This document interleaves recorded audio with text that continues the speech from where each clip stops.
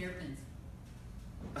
Hold the hat out. Yes, that's what they're for. I guess so. Well, actually, they have hat pins.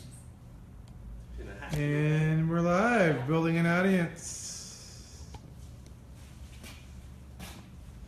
And give you seconds, see if We are. Should I say hi, internet yet? Hello, internet. No.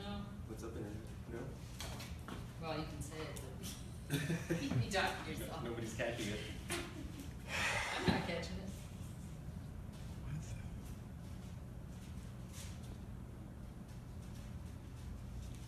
Facebook's being.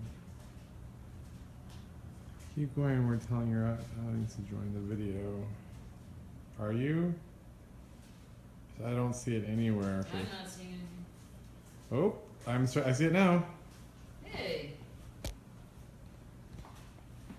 can see Marcel. I see Marcel.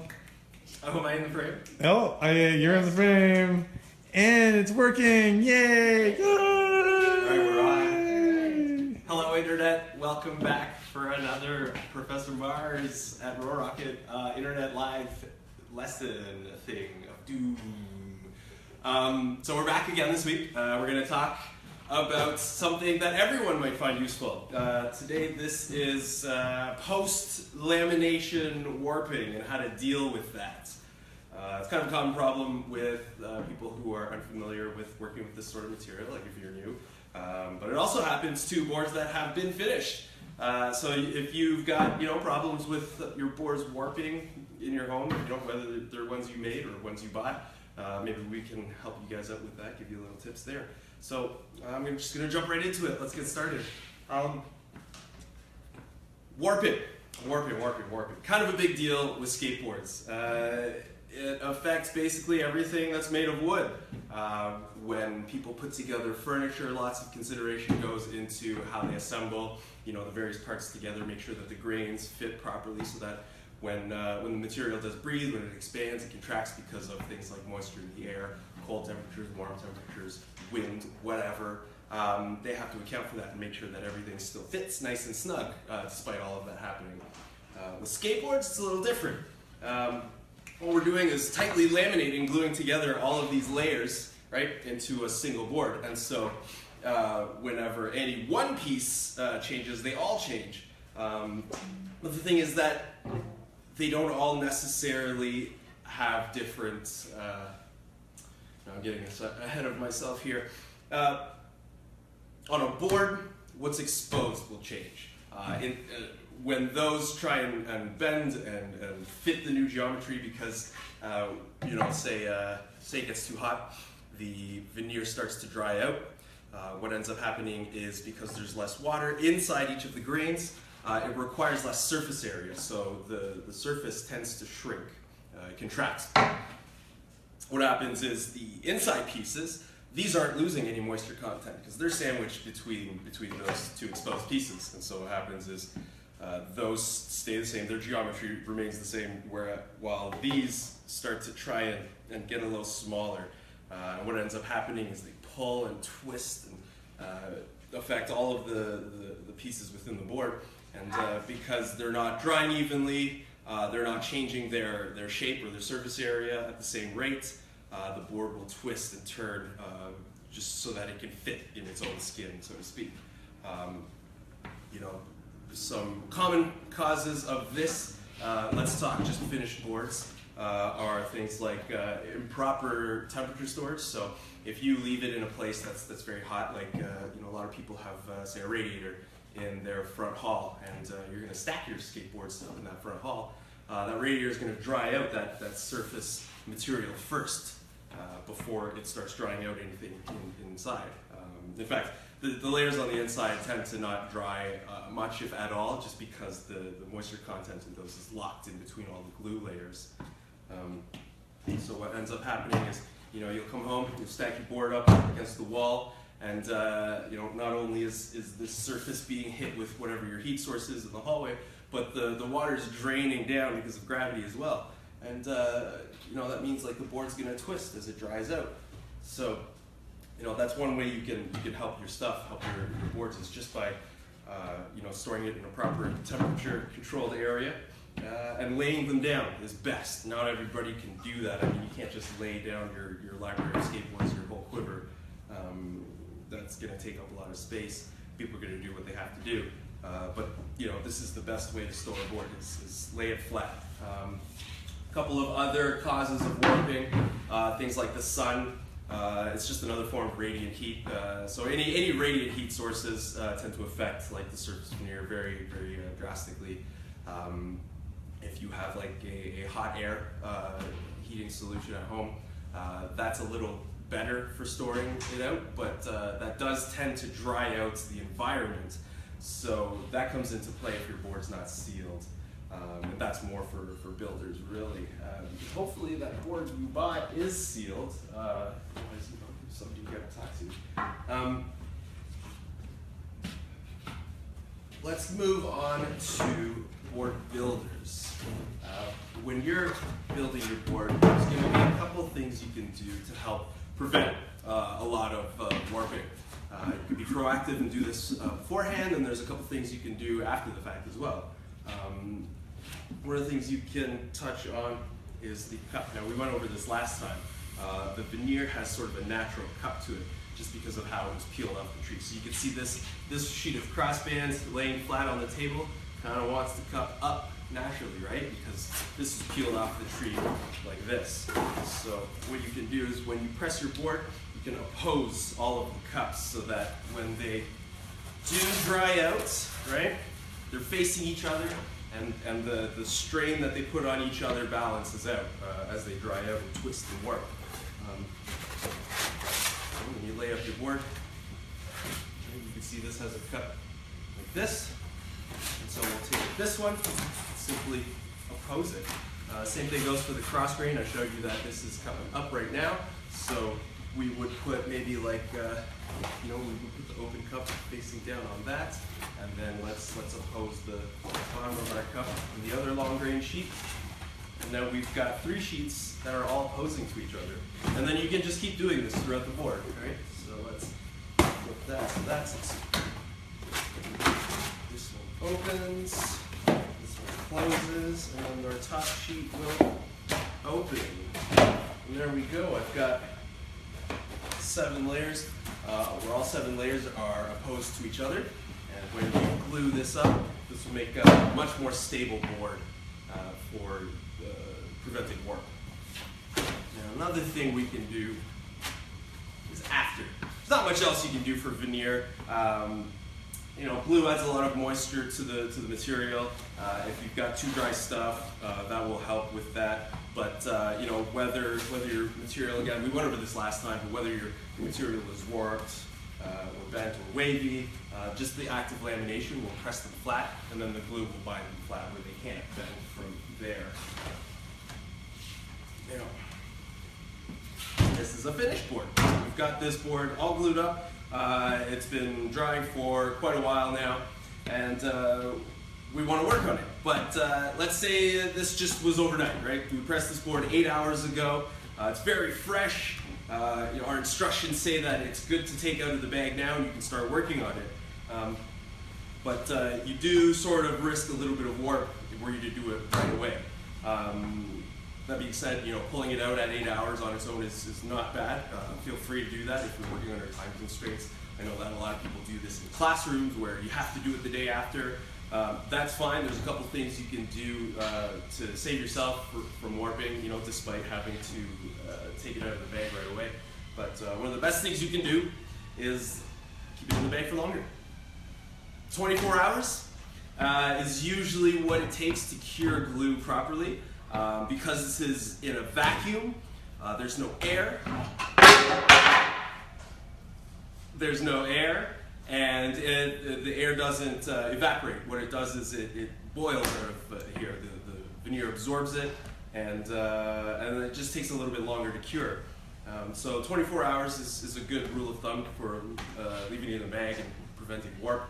I usually leave it in for up to a week. When I press a board, just makes it that much more stable when you finally do pull it out.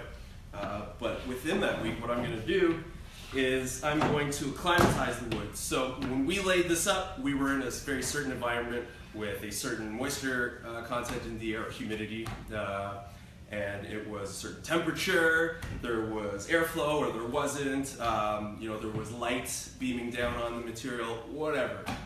What I want to do is make it so that the environment that it comes out into is similar. If it's drastically different, you're going to put the material into shock as it rapidly dries, or maybe like moisture is introduced into it, like if you were to do your woodworking in I don't know, tropical environment, very humid environment. Summers in Toronto get pretty wet, and you want to keep things dry when you do it if you laid it up in a dry zone. So, hey, UPS is here. What you can do is reintroduce some of the environment into your bag.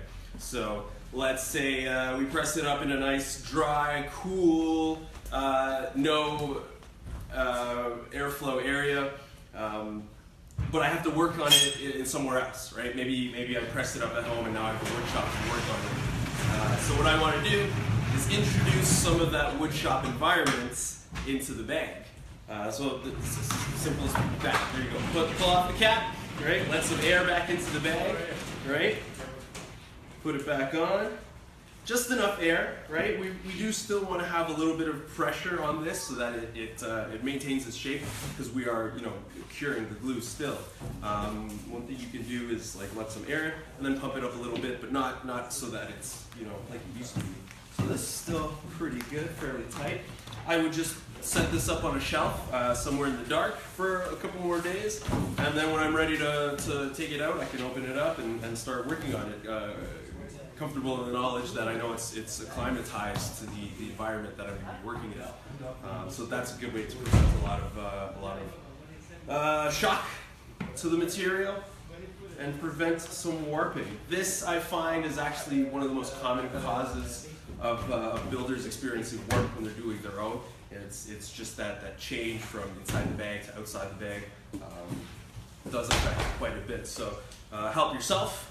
Give yourself more time, right? Let it cure, reintroduce it to the environment, oppose the cups in your material before you lay it up. You should be pretty good. Now once you've finished your board, you pulled it out, it's all acclimatized, looks great, very little warp, and now it's time to work on the board. One of the things we're going to do is we're going to sand this surface, make it a nice, smooth, glassy kind of surface for doing, screen printing, wood burning, illustration, whatever it is that you would like to work with for your graphics. But needless to say, you're probably also going to want to sand that nice and smooth. All right, I'll see you later.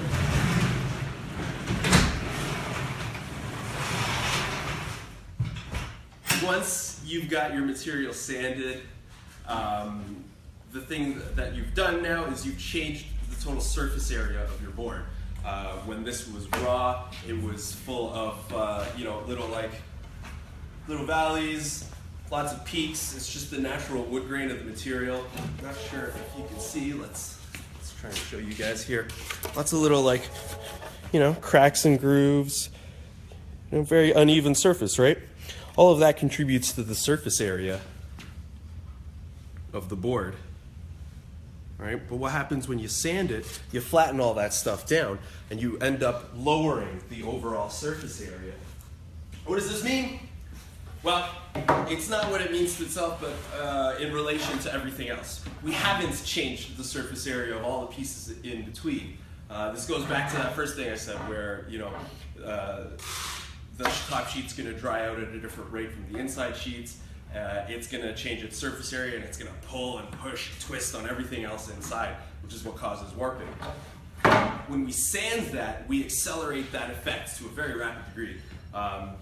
So the rule of thumb goes, if you're working and you don't have enough time to do the entire job all at once, save the sanding for last, where you'll have enough time to do this job, and as soon as you're finished, do some clear coating to seal it, to prevent any more moisture exchange from happening. Again, this goes back to changing the surface area. As soon as you do, it's drying at a very different rate, and right away it's pulling and twisting on the board. So our advice, seal it up right away. You could use like we've got here's like a very thin outdoor finish. You could use they do like sealant paints. There's acrylics. There's spray-ons. You can do like a 2-part finish. You can do on and on and on. I mean, the clear coating options are almost endless. So that's our advice. You know, make sure you take care of that as soon as you finish sanding, and that should help quite a bit.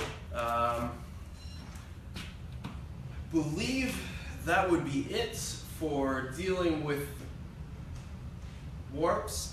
Just to recap all of the different things, you know, it all comes down to moisture exchange of the material. So things like direct sunlight, radiant heat, air heat because it dries out the air, standing it up, standing it on ends, you know, opposing the cups, reintroducing it to the environment. These are all things to keep in mind whenever you're building a board. You know, just taking care of all that stuff will make sure your board is nice and unwarped. Now, how to fix a warp? We've got a board right here. I made this dancer a couple of years ago. Never did finish it, and it's been kind of sitting on a shelf in the back room this whole time. So it's picked up a little bit of a warp. I've kept it laying flat in a cool, dark place. The temperature never changes in there, so the twist is not too bad, but it is there nonetheless. And over something that's 48 inches long, you know, even the slightest warp becomes exaggerated, very easy to see it to spot. So what we're going to do is we're going to fix this one. Now what I've done here, and we have a tutorial written up for this. Check our website, Roarockit.com or Roarockit.ca, and hit up the tutorial section. You should find a spot where we fix a warped board. I'm going to do that really quickly here just to demonstrate to you guys what's involved. What I've done is I've clamped my board to the table. There's a couple ways you can clamp it. What I've done is I just sort of tried to visually gauge where in this board most of the warp is happening. Because it's such a long board with mellow concave, it actually is happening over quite a bit of the middle. The kick tails and the pockets are not bad. So what I've done is I've clamped the part except for the middle. I've left that freely hanging so that is allowed to twist on its own. I'm going to clamp this bar. So before I clamped it here, I figured out also which way it's twisting. This one's kind of leading a little bit. One moment. Yeah, this one's leading a little bit this way down. So what we want to do is we want to twist it back this way. So I've got myself a little lever here. I'm going to clamp this to the board just to make sure that it doesn't go anywhere. You want to clamp both ends of your lever, otherwise your lever does this thing called cantilevering, where you know, we're going to put one right here, and then this end's going to come up, nothing's going to happen to the board. If we clamp down both sides, we make sure that we're twisting the entire board instead of just our lever. And then a little bit of weight. You know, place that right there. So it's now twisting the whole board against the warp. We're going to leave this overnight. That should be more than enough. Another thing you can do if you don't have overnight, maybe you got to take care of it right away, is you can use a heat gun. Now these are pretty cool. They're like hair dryers, but just heat. Now don't use your hair dryer for this. I'm actually going to burn that thing out doing it like this. Not really meant for this kind of application. What you can do is heat up the whole board. Doesn't need much. You're really just reactivating the glue right under the top sheet. You know, again, we've sanded that piece. Its surface area changed, and it's what's twisting the rest of the board. So by reactivating the glue on the top, we allow it to slide around, even if a little bit is all we need for this. Okay. You can feel the surface heating up. You don't want to cook it, right? Keep it a little away. Keep your heat gun moving. Don't cook the spot. You don't want to burn it.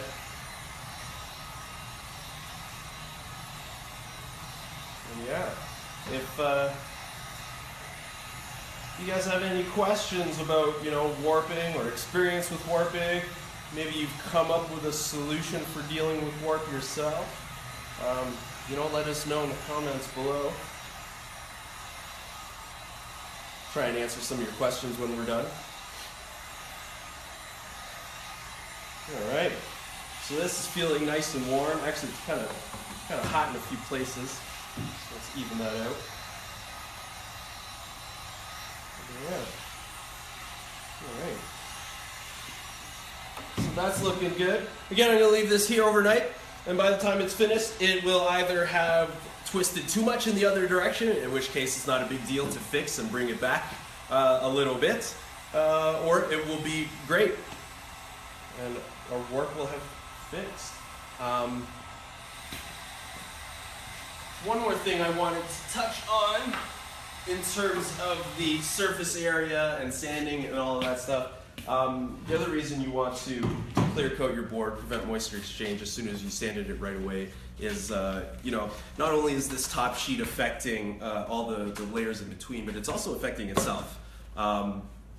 You know, it's shrinking, but we've glued it to stay in place with all the other sheets.